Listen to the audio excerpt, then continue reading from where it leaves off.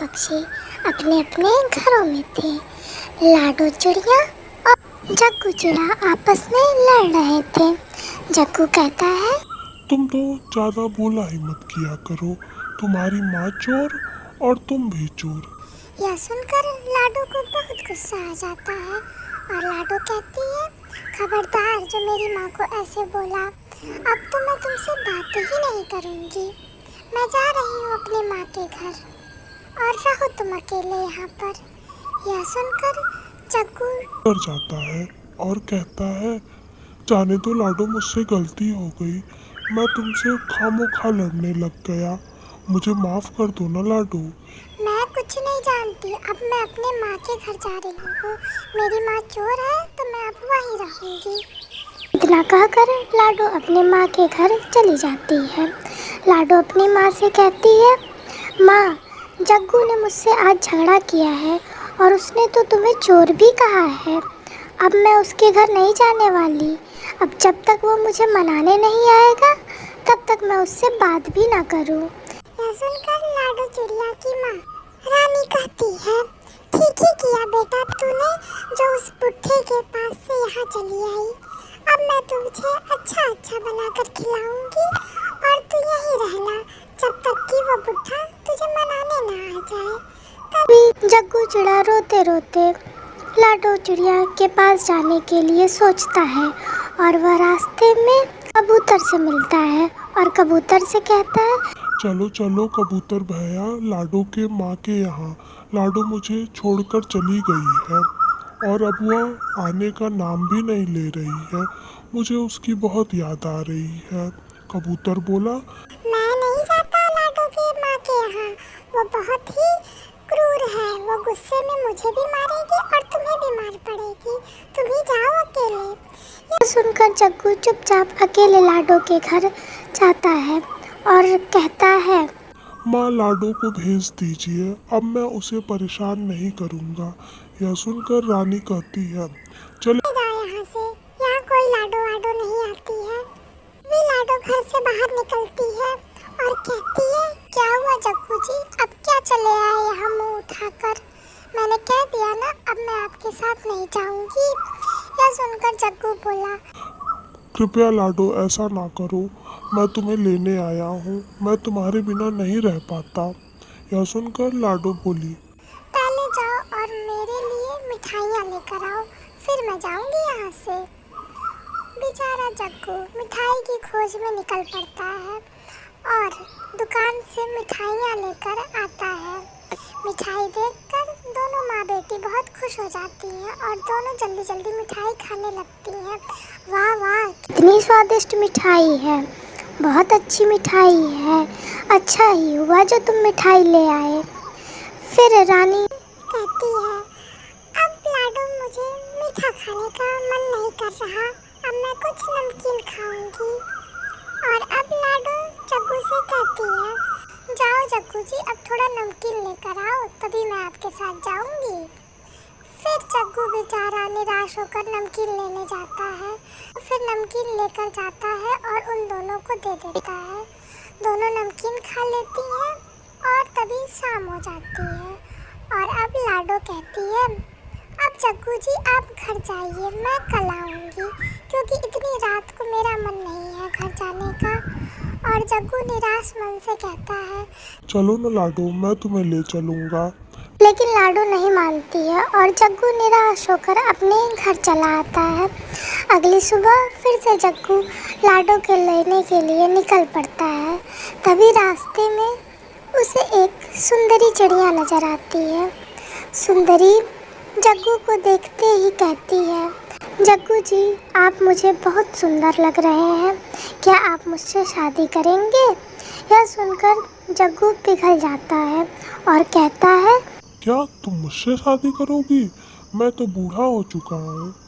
इस पर सुंदरी चिड़िया कहती है, लेकिन मुझे आप बहुत पसंद है, प्लीज़ आप मुझसे शादी कर लीजिए, मैं आपको कभी छोड़कर नहीं जाऊंगी और बहुत खुश रखूंगी।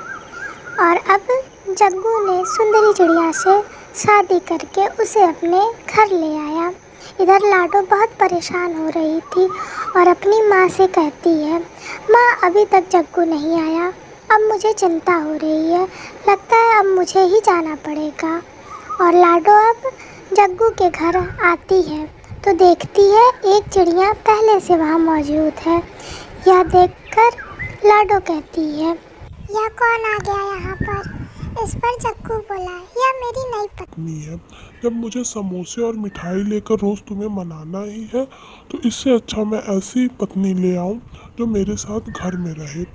यह सुनकर लाडो को अपनी गलती का एहसास होता है और वो वहाँ से चली जाती है। लाडो चिड़िया अपनी बेटी कुकू के साथ रहती थी। लाडो चिड़िया बहुत गरीब थी, इसलिए वह रानी कोवी के घर झाड़ू पोछा लगाया करती थी। वह रोजाना सुबह रानी कोवी के घर जाती और उसके पौधों को पानी देती, फूलों की देखरेख करती और घर में काम करती थी। धीरे धीरे समय बीतने लगा और अब लाडो चिड़िया बीमार पड़ने लगी। बीमारी के कारण लाडो चिड़िया सोचने लगी कि जब मैं मर जाऊंगी तो मेरी बेटी का क्या होगा, इसे कौन पालेगा?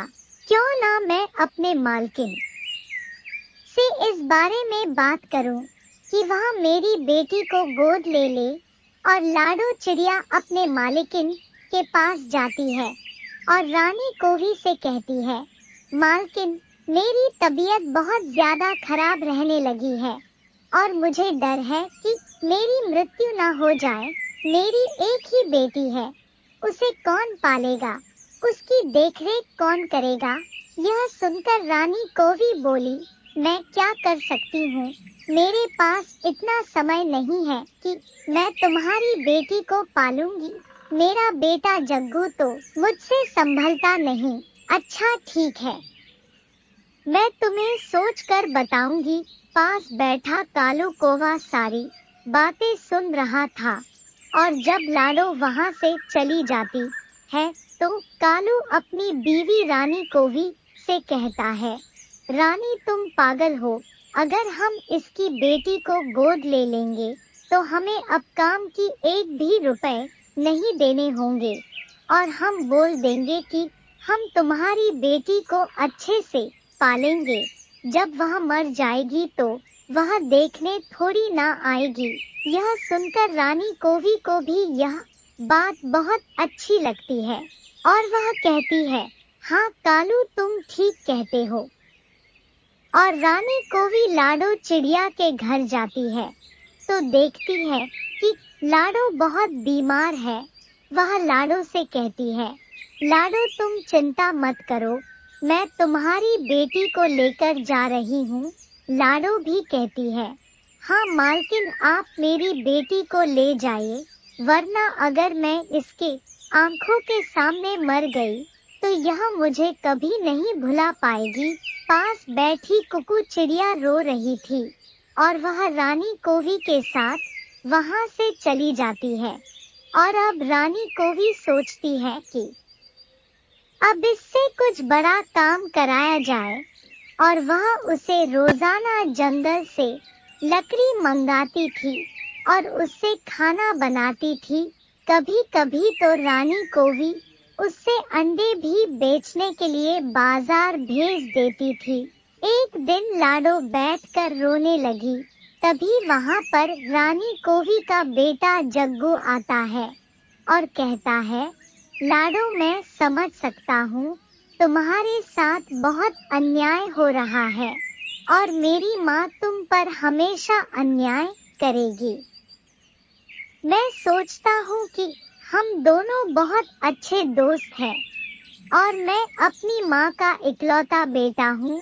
क्यों ना हम तुम शादी कर ले, जिससे कि मैं माँ को तुम्हारा इतना अधिक काम करवाना रोक सकूंगा।